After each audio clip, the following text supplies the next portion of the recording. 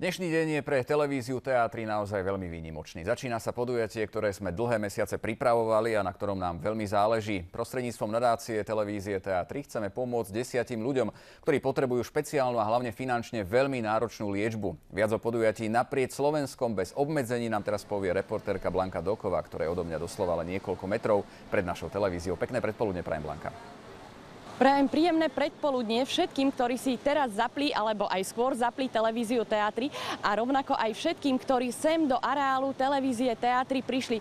Či už sú to cyklisti z misie 21 alebo futbalisti zo Slovanu, ktorí prišli podporiť Petra Káčera, správcu nadácie Teatry, na jeho túr naprieč Slovenskom bez obmedzení. My už niekoľko mesiacov informujeme o tomto podujatí v našom vysielaní a len krátko pripomeniem, že správca nadácie Teatry Peter Káčer má jeden veľký sen a jeden veľký cieľ. Tým veľkým cieľom je prejsť za týždeň trasu Bratislava-Košice a tým veľkým snom je počas tejto túr vybicyklovať, doslova vybicyklovať 10 vybraným ľuďom liečebný pobyt v Piešťanskom rehabilitačnom centre, ktorý by výrazne zlepšil ich zdravotný stav a zlepšil ich kvalitu života. Ja tu už mám hlavného hrdinu dnešného dňa a vlastne aj nasledujúceho týždňa, Petra Káčera. Dobré ráno, alebo príjemné predpoludnie. Dobrý deň, prajem. Pán Káčer, ako sa cítite? Vy ste sa totiž priznali, že posledné noci sa vám dosť zle spalo. Áno, je to tak, aj táto posledná noc bola taká, že moc som toho nenaspal. A inak, ako sa cítite? Dlho ste sa pripravovali, kondícia ako? Kondícia je dobrá, takže to by malo byť v poriadku, len tá nervozita je veľká. Ja sa vám ani nečudujem, viem, že ste dali veľmi veľa času, energie, guráže práve do tohto podujatia. Neboli ste trošku v strese, keď včera sa rozpršalo? Bol to počasie, to je jediná vec, ktorú človek nevie ovplyvniť, takže treba to zobrať tak, jak je a povedať si, že prejdeme to, aj keď bude pršať. Koniec koncov nič iné nám nezostáva a vy ste naozaj veľmi dobre pripravení, takže všetci držíme palce. Ja ešte podídem tuto ku kolegovi Lukášovi Grešovi, ktorý bude Petra Káčera počas jeho týždňovej túr sprevádzať. Lukáš, prečo si sa rozhodol opustiť pohodlie svojej klimatizovanej kancelárie a na týždeň sa vybrať na cesty Slovenska z Bratislavy do Košíc? Rozhodol som sa podporiť túto akciu, lebo mne tá myšlenka sa mi veľmi zapáčila a potom, keď sa to riešili niekoľko týždňov, že Peťo pôjde sám, tak som povedal, že je lepšie, aby niekto s ním išiel, aby ho niekto potiahol, takže budem urobiť takého domestika, nosič vody, nosič tyčiniek a ťahať ho. Teda dúfam, že budem ho ťahať ja jeho a nie on mňa nakoniec. No, ako poznám pána Káčera, nevylúčila by som aj tú možnosť, ktorú si spomenul. Čo to máš na tej helme? Vyzeráš ako číslo 5 žije. V čelenku, panícku, ale nie.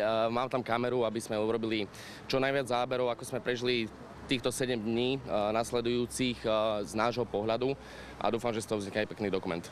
Takže toľko Lukáš Greš, náš kolega, ktorý bude Petra Káčera na jeho túr sprevádzať. Ja som v úvode už spomenula, že podporiť ich pri štarte prišli aj cyklisti z misie 21, aj futbalisti Slovanu. No a zabudla som spomenúť najpočetnejších, a to sú kolegovia z televízie Teatry. A teraz práve všetkých poprosím o súčinnosť, keďže je tu štart podujatia naprieč Slovenskom bez obmedzení, alebo ako sme si ho my v Teatri pracovne nazvali, Káčer na bicykli. Takže teraz je tu jedinečná šanca ukázať, že sme gramotní a dokonca aj inteligentní, takže vieme počítať aj odzadu. Takže začíname. 10, 9, 8, 7, 6, 5, 4, 3, 2, 1.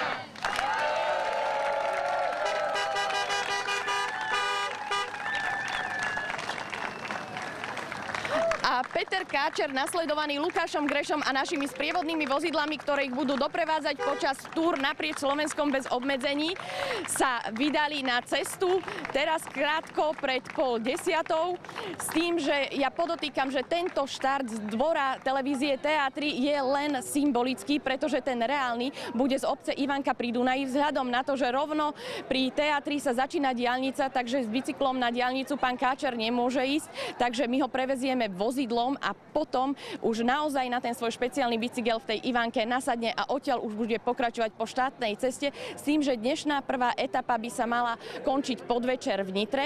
Takýchto obmedzení, kde pán Káčer nebude môcť ísť na bicykli, je cestou niekoľko. Nie veľmi ho to teší, lebo naozaj čo najväčší úsek tejto cesty medzi Bratislavou a Košicami by chcel absolvovať na bicykli, ale žiaľ, polícia nám z bezpečnostného hľadiska nie všade umožňuje ísť bicyklom. Tých etáp je 7, postupne medzi Bratislavou a Košicami, pričom skončíme túto túr, veríme, že v poriadku a na čas a zdraví v Košiciach 3. augusta na hlavnom námestí, kde všetkých srdečne pozývame, pretože bude pripravený kultúrny program, ktorý bude moderovať môj kolega Noro Dolinský, s tým, že každý, kto chce podporiť Petra Káčera v jeho úsilí, v jeho snahe pomôcť 10 vybraným ľuďom, môže zaslať darcovskú SMS v hodnote 1 eura na číslo 832, číslo, ktoré je vidno aj na tom baneri, ktoré práve v tejto chvíli prekrýva jeden z mojich kolegov, ktorí prišli podporiť Petra Káčera. A tí ľudia, pre ktorých tieto vyzbierané peniaze budú určené na rehabilitačný pobyt v Piešťanoch, majú svoje príbehy jednak v našom vysielaní, postupne ich budeme zverejňovať, a jednak sú aj na webe TA3. S tým, že ja len pripomeniem, že ide o dvojčata Alexa a Erika Veselých, o Dominiku Kučerkovú a Hanku Kukučkovú. To sú všetko malé deti, ktoré majú diagnózu detská mozgová obrna. Potom je tam dievčatko v bielej kolme Michaela Krížková, ale takisto aj mladí ľudia, vysokoškoláci Peter Vaško a Jana Hrabovská. Ďalej Katarína Poliaková a Emil Gonda a takisto aj naša bývalá kolegyňa, ktorá je po ťažkej autonehode, Monika Števovýchová. Takže ako sme mali možnosť vidieť, tak svietla svíti, stírače stíraj, túr naprieč Slovenskom bez obmedzení odštartovala a ja verím, že Peter Káčer napriek svojmu handicapu, keďže má veľa elánu, guráže a vytrvalosti a snaží sa žiť svoj život naplno, tak túto túr zvládne a my sa vám postupne budeme teda každý deň hlásiť z jednotlivých etáp ráno formou živých vstupov, potom vám prinesieme priebežný monitoring týchto jednotlivých ciest a večer potom samozrejme súhrn každej jednotlivej etapy odo mňa. Spred televízie TA3 zatiaľ toľko. Toľko teda priamo spred budovy našej televízie kolegyňa Blanka Doková. Samozrejme podrobnú cestu alebo celú cestu Petra Káčera budeme podrobne sledovať. Ostaňte pri sledovaní televízie TA3 a nič vám neujde. Ja Peťovi môžem založiť iba jediné, aby si išiel za svojím snom. Viem, že to nebude ľahké, lebo takisto športujem a viem, že v športe nie je nič ani ľahké, takže ja mu držím len palce a Peťo, chod si za svojím snom a dúfam, že to zvládneš. Všetci v kabíne v Slovane ti držíme palce. Presne tak Petrovi Káčerovi všetci držíme palce, aby zvládol náročný týždeň, ktorý ho čaká. Príbehy 10 ľudí, ktorým chce svojou jazdou pomôcť, nájdete aj na stránke TA3. Okrem iného na ne nájdete aj podrobný plán trasy Petra Káčera. Ešte pripomínam, že celá jeho jazda sa skončí v nedeľu okolo poludňa na hlavnej ulici v Košiciach, kde zhodou okolností, ako už Blanka povedala, bude moderovať jeho príchod. Už teraz vám za celú televíziu môžem sľúbiť zaujímavý program, ktorý sa začína už o 10:00. Nebudú chýbať hudobné skupiny a hlavne sa dozvieme, či sa podarila dobrá vec, teda vyzbierať dostatok peňazí na pomoc ľuďom s detskou mozgovou obrnou. Ešte dodám, že dnešnú prvú jazdu venuje Peter Káčer špeciálne dvojčatám Alexovi a Erikovi Veslým z Kameničian.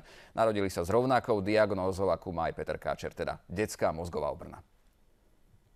Ale jedadlo. More pôjde lietadlo. Takmer po roku sme si teda všimli, že ten motorický vývin sa nám začal zastavovať.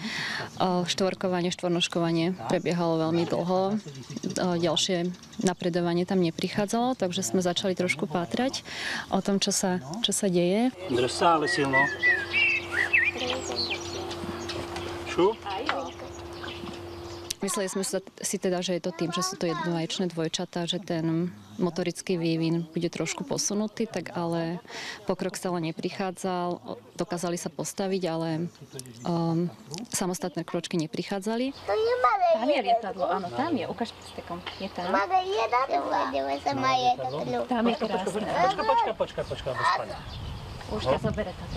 Takže sme sa obratili na iného neurologa, ktorý nám povedal, že je tam spasticita nôh, čo je prílišné napätie svalstva nôh a snažili sme sa teda začať s rehabilitáciami. Nakoniec sme teda navštívili Adeli centrum, kde sa nám tie pokroky po dvojtýždennej rehabilitácii ukázali. Navštívili sme Adeli centrum 5-krát s tým, že chlapci sú teraz na tom tak, že prejdú kratšiu vzdialenosť, dokážu teraz po poslednej rehabilitácii dokonca samostatne vstať z miesta. To Stačí. A čo tam je, aké číslo? 3. Alex má dokonca po operácii, ktorú sme navštívili pred mesiacom a pol v Krakove, kde mu bola narušená spasticita svalstva. Nožičky povolili pekne na päty a s Erikom nás to ešte všetko čaká. Samozrejme potrebujeme naďalej cvičiť veľmi intenzívne, aby chlapci mohli tie svoje pohyby koordinovať čo najviac a aby boli samostatní, čo si najviac prajeme vlastne. Kamion. Bielý kamion.